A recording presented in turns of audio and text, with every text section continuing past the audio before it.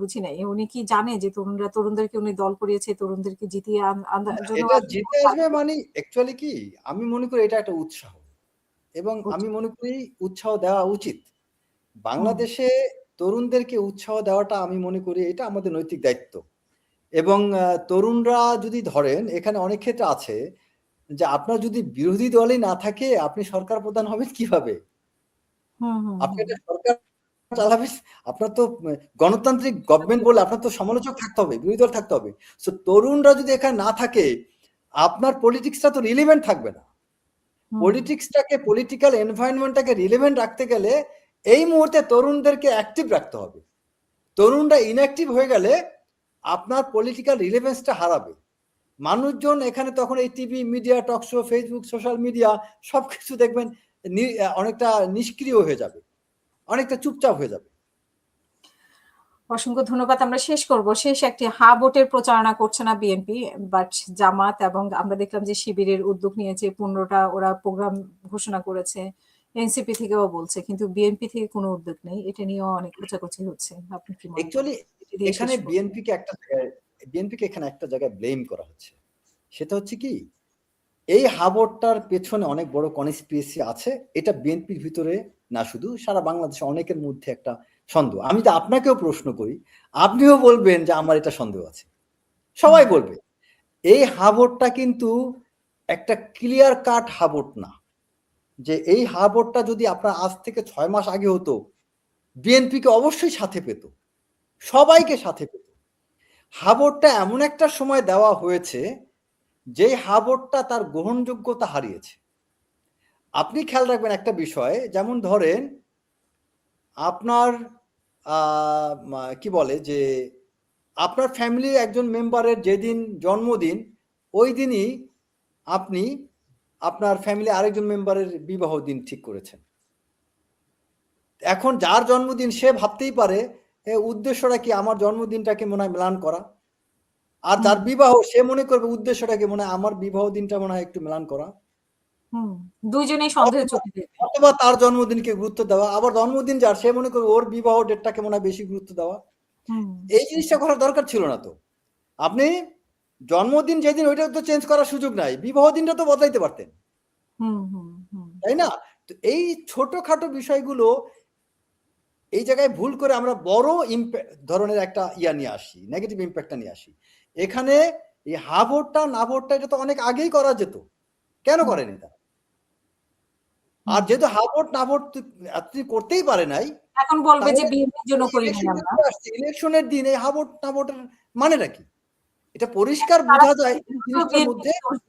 সেখানে তো বিএনপিকে দেখবে যে এখন এইটার দ্বারা একটা এই হা ভোট দ্বারা যদি আপনি ব্ল্যাকমেইল করেন খালি যে জুলাই আপনার সনদের পক্ষে মানি নাই, আরে ভাই এটা কেমন কথা হলো? মানে আমি জোর করে একজনকে একটা কথা বললাম এরকম যে ভাই আপনি যদি আমার বিয়েতে না আসেন তাহলে আমি ধরে নেব আপনি ভাই কি বলে যে আপনি আল্লাহকে মানেন না। তারে ভাই আমার বিয়ের সাথে আল্লাহকে না মানার কি হইলো? মানে আপনি নাস্তিক। আমি জোর করে একজন চাপাই দিলাম সে একজন নাস্তিক। আমার সাথে এটার আর কোনো সম্পর্ক নাই। দুইটা ভিন্ন জিনিস, ভিন্ন সাবজেক্ট। আমি একটা মানুষকে একটা তকমা দেওয়ার জন্য আমি জোর কইরা আমি একটা শর্ত আরোপ করে দিলাম, এটা ফাইজলামি নাকি? আপনি জুলাই সনদের জায়গায় ওইটা আপনি 1.5 বছর ধইরা আপনি জুলাই সনদে আপনি আমাকে বিশ্বাসী এই জিনিসটা আপনি 1.5 বছর ধরে আপনি প্রশ্ন তুলতে পারেন নাই, আমি বিশ্বাসী না অবিশ্বাসী। আপনি কি করলেন? যেদিন নির্বাচন সেদিন আপনি জুলাই সনদে আমি বিশ্বাসী না অবিশ্বাসী এটা প্রমাণ করতে চান। তো বিষয়টা তো ওইরকমই হলো যে আপনি জোর করে উত্তর দেওয়া যায় কিন্তু আমির খসরু মাহমুদ যেভাবে রেগে বললেন মনে হয় যে হা ভোট না ভোট এটা মানে একটা এটার দ্বারা এই বিষয়টার দ্বারা আমি মনে করি জুলাই সনদকে অপমান করা হয়েছে। এই হা ভোট না ভোটটা এমন পরিস্থিতিতে রাখা মানে জুলাই সনদকে অপমান করা হয়েছে। এই জুলাই সনদকে আওয়ামী লীগের মতো করে স্বাধীনতার পক্ষের শক্তি নাম দিয়া, স্বাধীনতার নাম দিয়া বা সেই রাজাকার তকমার সেই পলিসি অ্যাপ্লাই করে যেভাবে আওয়ামী লীগ ট্রাম্প কার্ড খেলার চেষ্টা করছে, নানান ধরনের লেবেলিং ট্যাগ লাগানোর চেষ্টা করছে, ঠিক একই জিনিসটা এই জুলাই সনদটাকে তারা ব্যবহার করতেছে। এই জুলাই সনদের নাম দিয়ে আপনার এই যে এনসিপি তারা কি করেছে, তারা তো আওয়ামী লীগের চেয়ে বড় আওয়ামী লীগের মতো হয়ে গেছে। তারা কি করছে, এটাকে ব্যবহার করে তারা একটা নতুন ফ্যাসিজম কায়েম করছে। আপনার শেখ মুজিব যেরকম যে জিনিসটা করেছিল সেই ৭১-এর পরে, এটা তো ফাইজলামি ছাড়া কিছু না। জুলাই সনদ এটা সবার হক, সবার অধিকার, সবাই যারা অংশগ্রহণ করতে প্রত্যেকের এটা রাইটস আছে এখানে।